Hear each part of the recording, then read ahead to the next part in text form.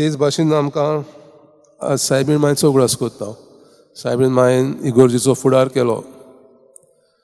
पवित्र आत्मो देंवल्या उपरांत त्या सेनेकलान वयर रुमान तिणें सगळ्या आपोस्तलांक एकठांय करून घोटाय दिली आनी ती इगोर्ज मातेची फुडारी जाली.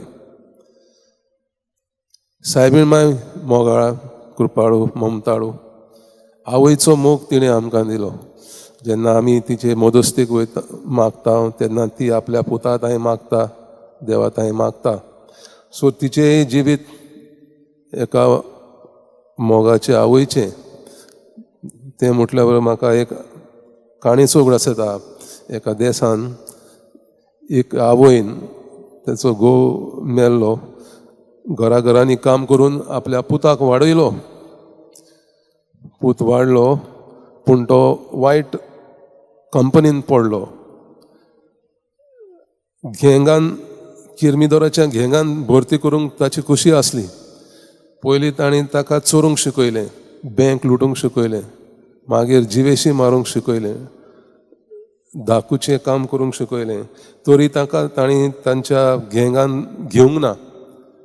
तांकां घेंगाचो मेंबर जावंक जाय आसल्यार तांणी कितें तरी ते घेंगाचो लिडर सांगता तें करूंक जाय आसलें. त्या घेंगाच्या लिडरान ताका सांगलें, तूं आमचो घेंगाचो मेंबर जाय जाल्यार तुजे आवयचे काळीज आमकां हाडून दिवंक जाय.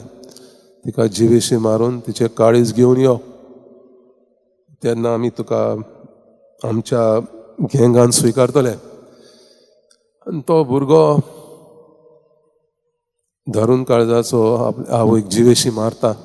तिचें काळीज घेवन धांवून धांवून त्या घेंगाच्या लिडराक दिवंक वेतालो. वेता आसतना फातरार आपटून खाली पडटा आनी ते आवाज येता आवयच्या काळजांतल्यान, बाबा तुका लागूंक ना, कांयच जावंक ना.